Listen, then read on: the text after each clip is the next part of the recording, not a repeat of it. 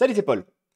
Dans mes vidéos, j'explique régulièrement des techniques qui peuvent potentiellement améliorer tes résultats en trading. Alors, je t'ai déjà parlé de la martingale dans une des vidéos, et aujourd'hui, on va aborder un autre schéma qui peut être intéressant à connaître, c'est celui du grid.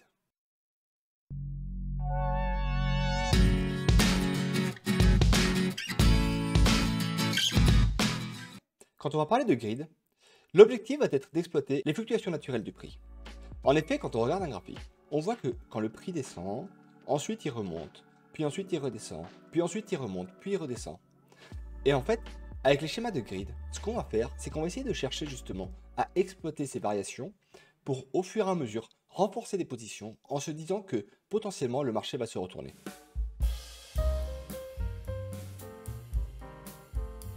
Là, je suis sur l'euro USD en H1. Et là, du coup, supposons que tu as identifié ici une belle tendance baissière comme ça. Ok, très bien. Et là, du coup, tu retrouves ce pullback là, et tu peux potentiellement te dire, tiens, c'est un bon point d'entrée pour une vente. Et donc, tu fais quoi? Tu viens entrer ici, et tu mets ta vente par ici. Très bien. Le marché repart un peu dans ton sens, puis ensuite, il ne te donne pas du tout raison, il repart complètement à la hausse. Et là, du coup, au lieu de couper ta position perdante, ce que tu vas faire, c'est que tu vas au contraire te dire, tiens, tant mieux, j'ai une meilleure possibilité pour entrer, c'est super intéressant. Et donc, au lieu de couper cette position à la vente, ce que tu vas faire, c'est que tu vas renforcer tes positions à la vente, supposons par ici. Et là, le marché, une fois de plus, te donne tort, et du coup, le prix continue de monter. Et ce que tu fais, c'est qu'au lieu de couper ta position, tu vas te retrouver à ouvrir une troisième position, par exemple par ici, à la vente une nouvelle fois. Et du coup, ce qui va se passer, c'est que là, tu auras une, deux, trois positions à la vente qui seront là. Mais ensuite, ce qui va se passer, c'est que le marché, comme très souvent, ce qu'il fait, c'est qu'à un moment donné, il repart dans l'autre sens. Et donc là, il était remonté, et ici, il redescend.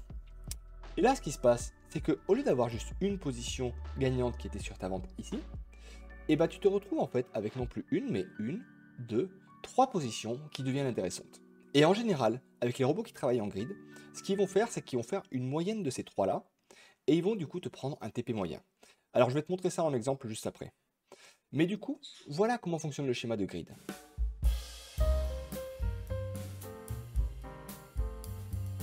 Pour te montrer un exemple, je vais te montrer ça ici avec le robot Dark Venus, dont on a déjà parlé sur cette chaîne. Et du coup, quand on descend au niveau des paramètres, on a toute une partie ici qui s'appelle Grid Trading Settings. Alors, je ne vais pas rentrer dans tous les détails, je les ai déjà expliqués dans l'autre vidéo. Mais du coup, ce qu'on va regarder ici, ce qui va surtout nous intéresser, c'est dans un premier temps, celle-ci, la Mean Distance for the Grid Orders. Alors, dans ce cas-là, comme tu peux voir ici, c'est fixé à 50. Donc 50, c'est quoi? C'est 50 points. Et du coup, si jamais j'appuie sur OK et que je fais une valeur initiale comme ça, et que je regarde au niveau du graphique, voilà à quoi ça ressemble. Tu vois que ici, on a eu un premier achat qui a été réalisé. Et en fait, le prix n'a pas permis de clôturer la position. Du coup, quand le prix est descendu ici, donc d'environ 50 points, comme je te disais, hop, on a un deuxième achat qui a eu lieu. Puis un troisième achat qui a eu lieu. Et en fait, ce qui s'est passé ensuite, c'est que comme je te disais, les fluctuations naturelles du marché, donc en général, il va quand même se retourner. Et là du coup, hop, ça remonte. Et là on a donc notre rattrapage de grid qui a très bien fonctionné. Et on a donc les trois positions qui ont été clôturées ici. Et si on regarde au niveau du bilan, donc ici, c'est donc la position numéro 4. Hop, elle commence ici, on a la 4, la 5 et la 6. Tu vois qu'on a commencé avec un solde ici à 5002 euros. Et au final, quand on a clôturé la dernière position, on avait effectivement gagné nos 4 euros. Alors, une des positions a été légèrement perdante, mais les autres ont été gagnantes, ce qui a permis de rattraper la perte. Ici, on a une nouvelle fois ce mécanisme qui s'est mis en place. Tu vois, on a une position à l'achat qui n'était pas bonne, une deuxième, une troisième, une quatrième, une cinquième. Et au final, qu'est-ce qui s'est passé? On est venu clôturer tout le monde ici avec une moyenne qui était donc gagnante. Si on regarde, c'est celle-ci, donc tu vois, c'est 1, 2, 3, 4, 5 positions là, qui du coup ont commencé avec un capital à 5006 euros, et au final, on a fini avec 5024 euros. Et alors là, comme tu peux voir, même si on avait des positions qui étaient sans stop loss, on a des positions perdantes, on a des positions gagnantes, mais le cumul de ces positions-là est rentable. Alors, comme tu peux le voir, parfois ça peut devenir effectivement plus agressif. Ici, tu vois qu'on en a eu 1, 2, 3, 4, 5, 6, 7, 8 positions qui ont été prises et qui finalement sont venues clôturer sur ce point-là. Et voilà donc comment fonctionne le schéma de grid.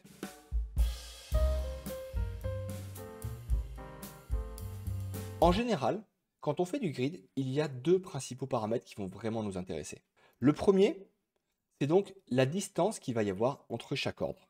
Quand on regarde ici, sur ce graphique, si tu te rappelles, on avait demandé une distance à 50 points. Ce qui fait que globalement, on avait effectivement des ordres qui étaient ouverts de manière assez rapprochée. Si jamais on a envie de rendre le robot moins agressif de ce côté-là, on peut tout à fait venir ici, donc dans les paramètres du robot, et lui dire cette fois-ci, ne fais pas quelque chose avec 50 points, fais-moi quelque chose par exemple avec 200 points, donc 20 pips. Là j'appuie sur OK, valeur initiale, ouvrir le graphique. Et là, comme tu peux le voir cette fois-ci, on n'a plus beaucoup d'ordres qui se produisent au même endroit. Là tu vois que tout à l'heure on avait pas mal d'ordres consécutifs, ici on n'en a plus que 1, 2 et 3 qui sont venus se clôturer ici, toutes les 3 en positif. Et donc ça, c'est vraiment le premier paramètre qui va te permettre de régler l'agressivité du grid. En général, avec le grid, il y a un deuxième paramètre qui est assez intéressant à prendre en compte, c'est le fait que l'on puisse faire grossir peu à peu la taille des lots. Alors du coup, comment ça fonctionne? Quand tu as effectué un premier achat ici, ce que tu as pu te dire, c'est tiens, c'était potentiellement un bon point d'entrée. Et du coup, ce qui s'est passé par la suite, c'est que le prix est encore plus descendu et ne nous a pas permis de prendre un TP. Et bah du coup ici, au lieu de te dire zut, j'ai perdu cette position, la réflexion va être de se dire tiens, alors là, j'ai encore un meilleur point d'entrée par rapport à ce que j'avais pu avoir avant, le prix est encore plus intéressant. Du coup, cet achat-là, au lieu de le faire comme ici avec une taille de position à 0,01, je vais monter la taille de position et je vais la passer à 0,02. Et notre position, elle est toujours pas gagnante. On arrive sur la troisième position. Et là, on peut encore se dire, tiens, j'ai encore un meilleur prix par rapport à tout à l'heure. Donc ici, ce que je vais envisager, c'est de me dire, au lieu de maintenir la taille de l'eau, je vais encore la grossir, vu qu'il y a de plus en plus de chances que le marché vienne à se retourner. Et là, du coup, cette fois-ci, je ne vais plus ouvrir à 0,02 comme tout à l'heure, mais là, je suis à 0,03, et j'ai donc grossi ma taille de l'eau. Et du coup, comme tu peux le voir à la fin, effectivement, on a, grâce notamment à cette position-là, une clôture moyenne plutôt intéressante qui s'est produite ici. Et donc ça se gère ici avec un paramètre dans ce robot-là, qui se trouve donc dans la partie Grid Settings. Et là, ce qui s'est passé, c'est que dans la partie Grid Management, on lui a dit de grossir légèrement la position, donc ici en somme, à chaque fois qu'on avait une nouvelle position qui s'ouvrait. Si on avait voulu travailler dans un mode différent que le mode somme, on aurait pu travailler par exemple avec le mode martingale. Et dans ce cadre-là, si ici j'avais modifié le coefficient et que je l'avais mis à 2, OK, valeur initiale, ouvrir le graphique. Là, on a toujours notre position à 0,01. Ici, on a toujours notre position à 0,02. Mais là, au lieu d'avoir une position à 0,03, on est passé sur 0,04. Et si je cherche un endroit où il y a plus de positions qui étaient ouvertes, comme par exemple ici, tu vois, on a le 0,01, 0,02, 0,04 et 0,08. Et là, en fait, ce qui se passe, c'est que cette fois-ci, on n'est pas en train de grossir les tailles de position de manière linéaire, mais de manière exponentielle. Ça fait que les positions vont grossir de manière beaucoup plus rapide. Et la mécanique derrière ça sera de se dire, ok, grâce à ça, je vais trouver potentiellement des points d'entrée qui seront de plus en plus intéressants. Et donc, je vais faire en sorte de grossir le risque de manière assez rapide.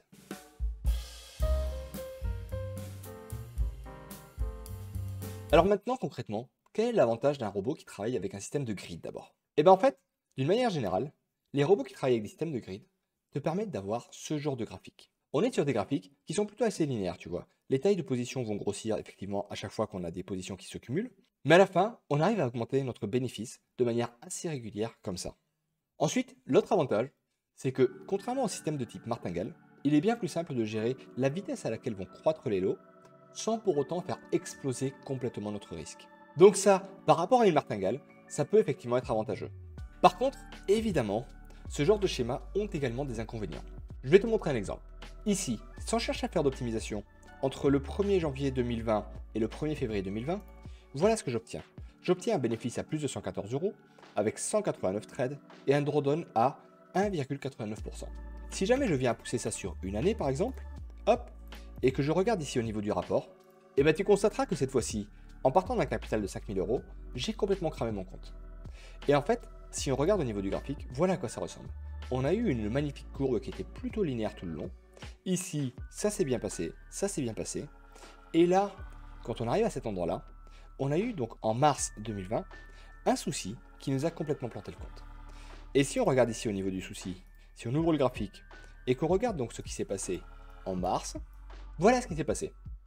On avait en fait ici une première position qui était ouverte, mais le marché ne s'est pas retourné. Une deuxième position, toujours pas de retournement. Troisième, toujours pas. Quatrième, toujours pas. Et ainsi de suite. Et en fait, quand on regarde sur toute cette zone-là, hop, qu'est-ce qu'on constate? On constate qu'à aucun moment, le marché est venu se retourner. À aucun moment, on a eu la possibilité d'avoir un mouvement qui oscillait, qui aurait pu nous permettre de vraiment gagner là-dessus. Et du coup, le bilan là-dessus, c'est quoi? C'est qu'on a ouvert des positions 0,01, 0,02, 0,04 et ainsi de suite. Et ici, sur cette position, comme j'étais en type martingale, je suis monté à 5,12. Et ça veut dire que 5,12 par rapport à un capital à 5 000 euros, c'est énorme. Et donc là-dessus, le bilan, c'est que comme le marché ne s'est pas retourné, j'avais des très grosses positions qui étaient perdantes et qui du coup m'ont clairement planté le compte. Voilà le principal inconvénient du système de grid. C'est si jamais tu te retrouves dans un marché à très forte tendance et que tu as mal paramétré ton grid, il faut quand même les deux conditions pour que ça se passe pas bien, et ben tu risques mécaniquement de planter ton compte comme ça. Alors évidemment, pour ce genre de choses, ce qu'il faut faire, c'est du paramétrage intéressant. Ici, si tu te rappelles, on avait mis un système de grossissement de la taille des positions en martingale, avec un coefficient à 2. Ça veut dire qu'à chaque fois qu'il y a une nouvelle position qui s'ouvrait, on doublait la taille des positions. Si ici on s'était uniquement mis à un système avec une multiplication par 1, ok, valeur initiale, voilà à quoi aurait ressemblé le graphique. On aurait eu ça. On aurait effectivement eu un moment où on aurait eu extrêmement chaud, mais par contre au final, il aurait très bien su rattraper les positions là-dessus, et il nous aurait permis de gagner réellement plus donc de 2000 euros en partant de 5000 euros de capitaux. Et là, évidemment, je n'ai fait aucun paramétrage spécifique sur le robot, parce que là-dessus, donc, il y a évidemment donc, le schéma de grid qui est possible à travailler, mais on a également les points d'entrée, les distances du TP, les distances du stop loss et toutes les choses comme ça, qui cumulées peuvent être vraiment complètement différentes par rapport à ce qu'on a là.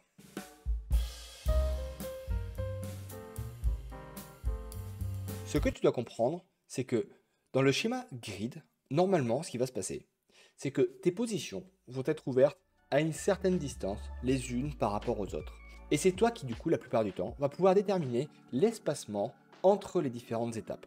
En plus de ça, en général, sur ce genre de schéma, tu as souvent la possibilité de grossir d'une manière ou d'une autre la taille des positions les unes par rapport aux autres. Comme ça, tu peux effectivement plus rapidement rattraper les pertes en cas de souci.